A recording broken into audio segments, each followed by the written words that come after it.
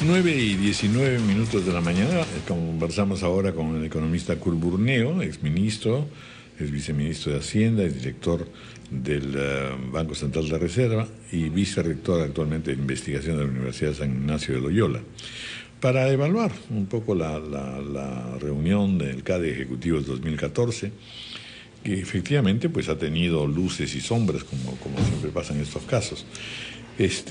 Sin ánimo de hacer crítica, digamos, hay varios medios que señalan que en verdad quizá una persona común y corriente también visualiza que hay una especie de volar muy alto, diciendo vamos a llegar al primer mundo, y otra realidad que todavía sigue siendo entre caótica, confusa y también de alguna manera reprochable. El Perú no está teniendo la respectiva institucionalidad, etcétera, ¿no? Y lo que se dice, bueno, está muy bien pues que sueñe el CADE, pero a ver, veamos en concreto qué es lo que se puede hacer y cómo va a ir lográndose esto. Y todo ha estado centrado, como siempre pasa también, en la exposición del ministro de Economía, ¿no es cierto? O sea, yo puedo delirar sobre muchas cosas, pero al final, a ver, ¿cómo es el asunto? ¿Qué cosa está pasando? ¿Qué está pasando? ¿Qué es lo que ha dicho el ministro Segura con sus anuncios, además de fortalecer varios ejes y varios proyectos y tal? Pero estamos o no con razón preocupados en que, cuidado, que este cambio de aceleración de la economía no es solamente pues una cosa coyuntural, sino que parece que hay temas estructurales que si no se enfrentan a tiempo vamos a tener serias decepciones. A ver, ¿cómo lo ve usted, economista Kurt Burneo? Bienvenido, como siempre. Bueno, gracias por la invitación, pero en verdad yo creo que aquí hay una variable clave y es el tema expectativas. Necesitamos definitivamente mejorar las expectativas por parte de los agentes económicos, porque hay un gráfico que presentó el ministro, Alonso, en su presentación en CADE, en medio del almuerzo y toda la cosa, donde se veía cómo la economía se desaceleraba y se planteaban a su vez los paquetes de reactivación sucesivos. Está claro pues que los paquetes no han logrado sus objetivos, sino la economía no se hubiese desacelerado en la medida en que lo ha hecho. Los paquetes no estaban bien empaquetados. Digamos como que han sido muy tenues, por decirlo de alguna manera, o en todo caso se plantearon un poquito a destiempo. Como yo lo he dicho, no es que cualitativamente en el sentido estén desacertados en lo absoluto.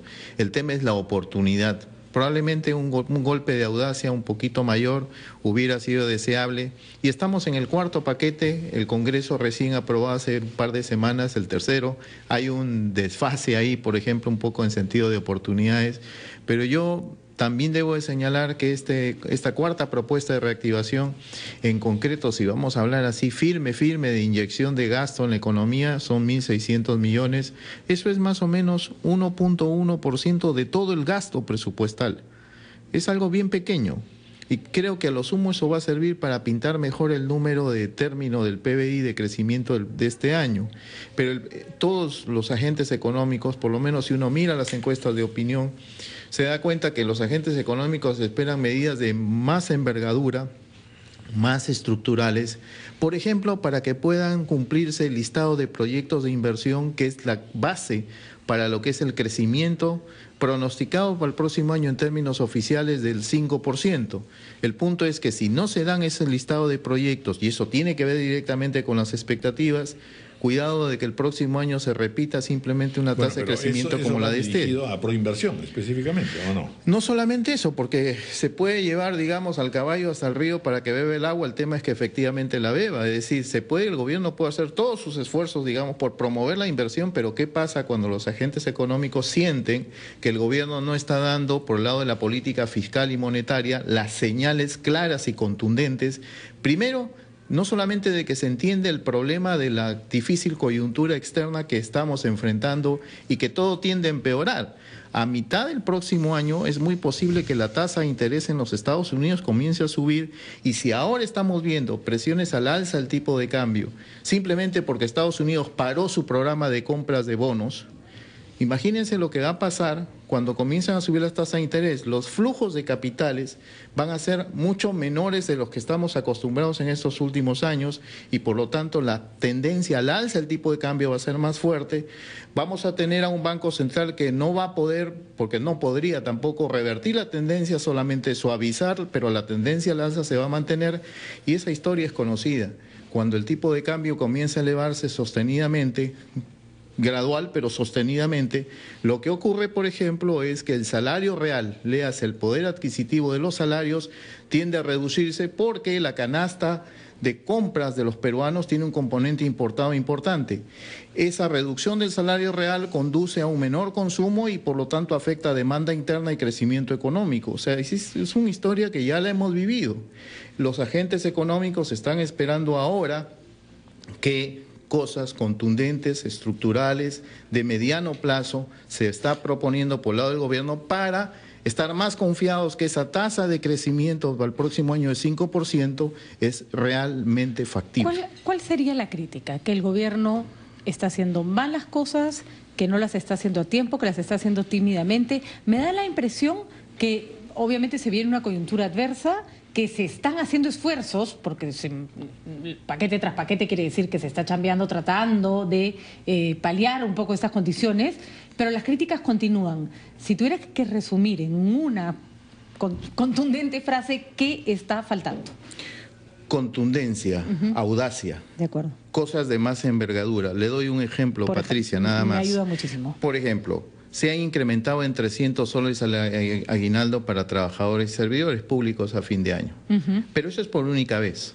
Si la idea es, por ejemplo, incrementar el ingreso disponible, el consumo, la demanda interna y así reactivar la economía, por ejemplo, ¿por qué no pensamos, lo digo en una idea, en las personas de rentas menores que están grabadas con una tasa del 15% en impuesto a la renta?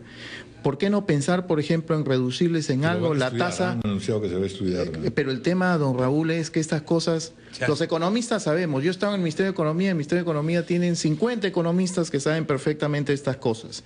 Antes de anunciar un paquete de a pocos, ¿por qué no pensar en una cosa mucho más integral, mucho más contundente que tiene que ver con la reducción de la tasa del impuesto a la renta para las personas de menores ingresos, por la que la ventaja de una medida así es que aumente el ingreso disponible, pero sostenidamente, no es una sola vez, sino es sostenido, y que sea una medida de carácter temporal, o que se pueda incrementar la posibilidad de deducción de gastos para estas personas de menores ingresos.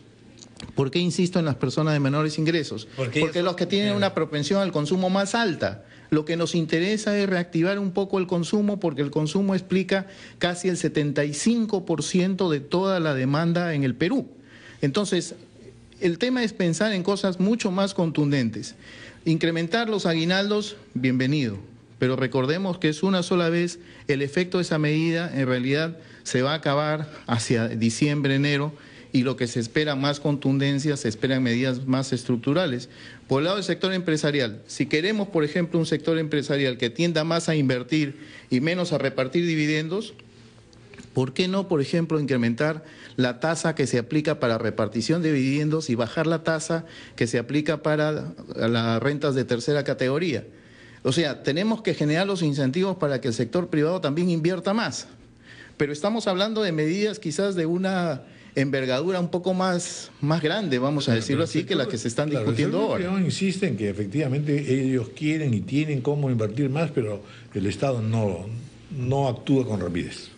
No permite las cosas con celeridad. Quizás, por ejemplo, si habláramos de un paquete mucho más integral, la percepción del sector privado sería mucho más optimista. Ahorita todavía la situación es un poquito de incertidumbre, decir, bueno, ¿y qué más viene?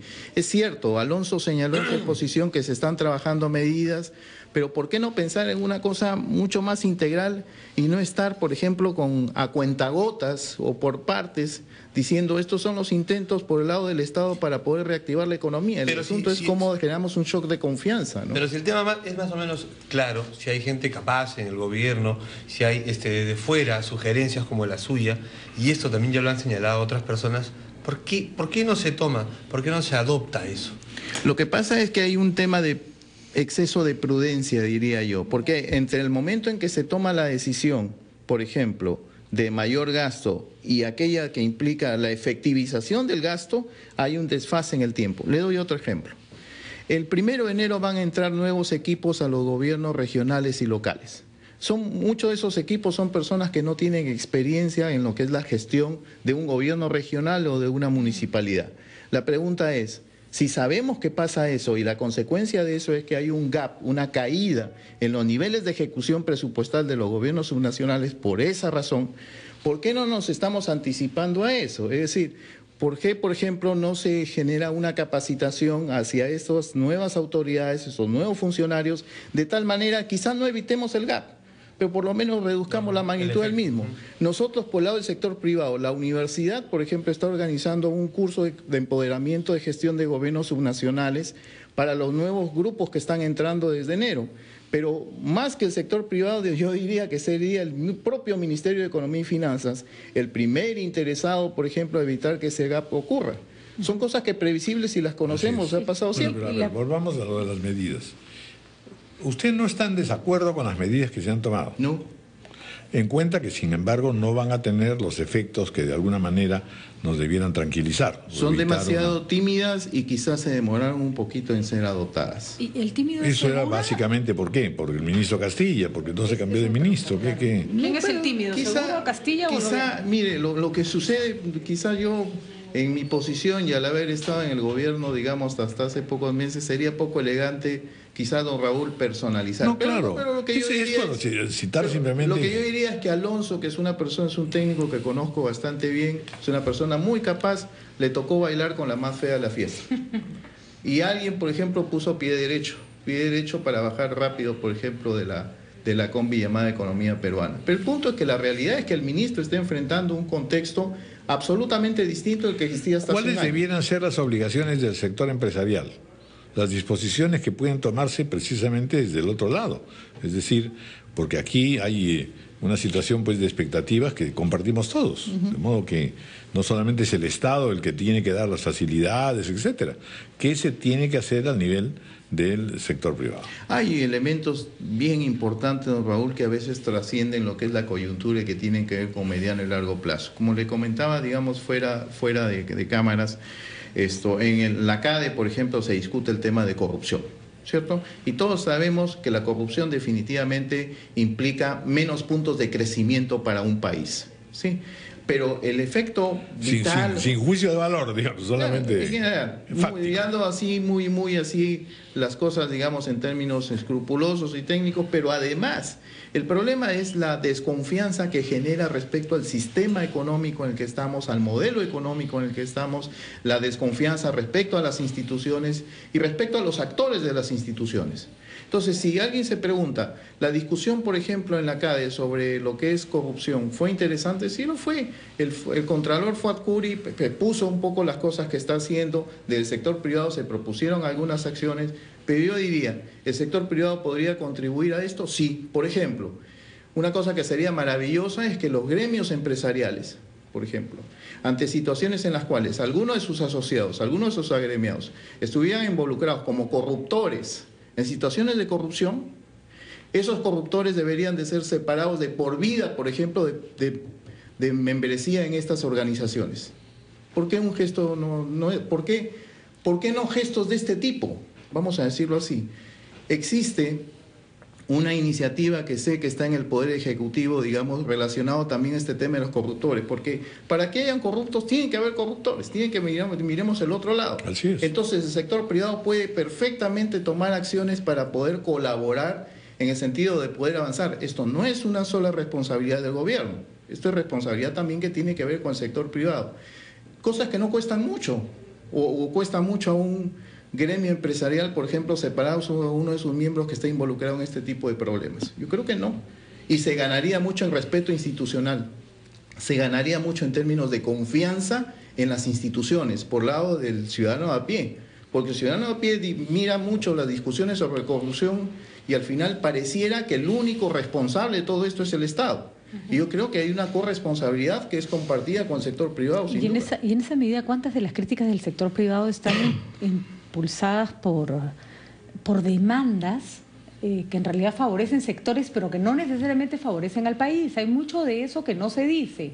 Gremios que insisten en que se tomen medidas que obviamente impulsan su sector, pero que no necesariamente son mejores para la recaudación fiscal. Cuando uno escucha, por ejemplo, Patricia, que regímenes, por ejemplo, regímenes especiales laborales que han sido diseñados para promover la agroexportación, y algunos representantes de gremios o algunos empresarios dicen que ese régimen se extienda como régimen general. Uno se da cuenta como que no tienen percepción de las cosas, porque estos regímenes son para promover temporalmente determinados sectores. ¿Ha habido o no ha habido un boom de exportación durante estos años? Y la pregunta de por medio es, ¿no hay acaso algún nivel de asimetría en cuanto a la distribución de los beneficios como consecuencia de este boom? ¿Qué por el lado del sector empresarial se plantea un poco para disminuir estas asimetrías? Con eso el propio sector empresarial no generaría mayor nivel de confianza, credibilidad, y no ayudaría a esta cosa indispensable que en mi opinión es que los ciudadanos recuperemos la confianza, el respeto a las instituciones y respecto a los actores en las instituciones. Pero siento como que no hay un reconocimiento de ello, por lo menos. Yo creo que hay márgenes para el sector privado de poder ayudar en este proceso de reconstrucción de confianza del país, reconstitución o recobrar la confianza en lo que es el funcionamiento de las instituciones. Esto no es un tema solamente del sector público. Volvamos a lo que usted ha señalado, en inversión del gasto presupuestal del Estado, pero asimismo todos los proyectos que ya Proinversión ha aprobado, etcétera. Se habla pues de sumas importantes en materia de inversión en infraestructura. Aquí hemos tenido al ministro exponiéndonos toda la cuestión de las irrigaciones y los proyectos de Olmos, por ejemplo, que es tan extraordinario. También se habla, el ministro de carreteras, de inversiones muy fuertes para darle vida finalmente a la carretera marginal de la Sierra, también algunos proyectos de ferrocarril. ¿Todo eso tiene un cierto ritmo? ¿Está demasiado lento? ¿Ya se han destrabado cosas y estamos en la posibilidad de decir que entonces este año nos vamos a mover? Que no es solamente que el Estado se demoró en dar a tiempo las medidas, sino que, en definitiva, hay cosas que se han acelerado o se han procurado facilitar para que tengamos un relativo ritmo de inversión el próximo año. A ver, de inversión tranquilizadora, por así decirlo. Sin duda. Este año, por ejemplo, los niveles de ejecución respecto a lo que es la inversión pública, en el caso del gobierno nacional, en el mejor de los casos va a llegar al 78, 79%, y en el caso de los gobiernos subnacionales va a ser un poco más bajo, el promedio estaría en alrededor del 75%. El tema de por medio es que este año lo que ha ocurrido, por ejemplo, en las regiones, es que con estos problemas en el que han estado varios gobiernos regionales, hubo alguna reacción del Ministerio de Economía y Finanzas en el sentido de congelar las cuentas, y todo eso desfasó una serie de procesos. Eso es también lo real.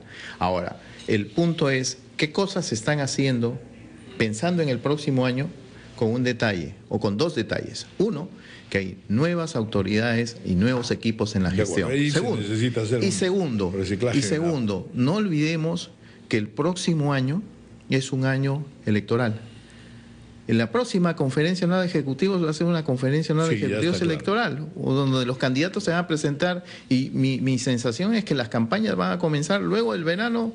Va a comenzar las campañas, y entonces el tema de por medio es, si lo que se observa es un poder ejecutivo, por ejemplo, que no está tomando las medidas de carácter más de mediano plazo, que cimenten mejor la confianza, lamentablemente el escenario que ojalá no se dé es aquel donde el sector privado diga, bueno, si tenemos un poder ejecutivo que no tiene las fortalezas o no adoptó estas necesarias medidas para generar confianza, y tenemos un escenario en el cual tenemos propuestas de las más variopintas, mejor esperemos a que se aclare este panorama, y en medio de gobiernos regionales y locales donde hay equipos que recién están comenzando a entender cómo funciona, digamos, la gestión pública, el peor escenario sería el sector privado.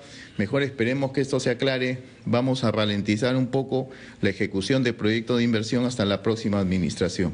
Ese escenario debemos de evitarlo, y yo creo que hay márgenes para hacerlo. De acuerdo. Bueno, pues muy bien. Muchas gracias, porque de todas maneras nos ha bajado un poquito los sueños, pero no nos ha quitado el sueño. Muchas gracias. A ustedes. 9:39 de la mañana, una pausa.